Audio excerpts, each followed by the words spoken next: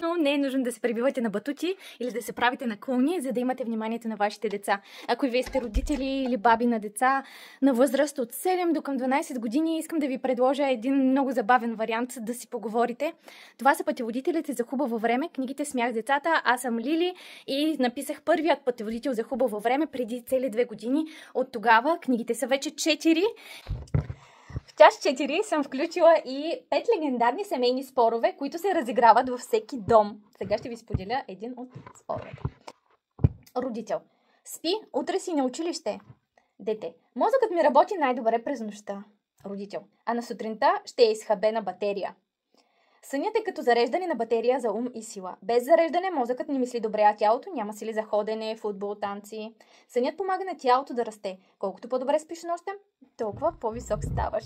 Също за момичета можете да използвате и, че косата расте, когато те спят. Те много обичат дълги коси.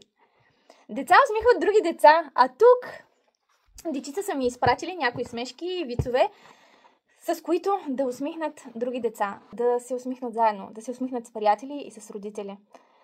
Моят призив е: имайте хубаво време, когато децата са щастливи и родителите са щастливи и обратното.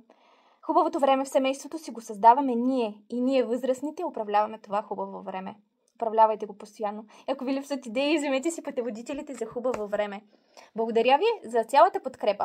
А ако искате да направите поръчка, доставката сега е безплатна, имаме летни оферти, отдолу има бутон, а сайта е hubavo.fan.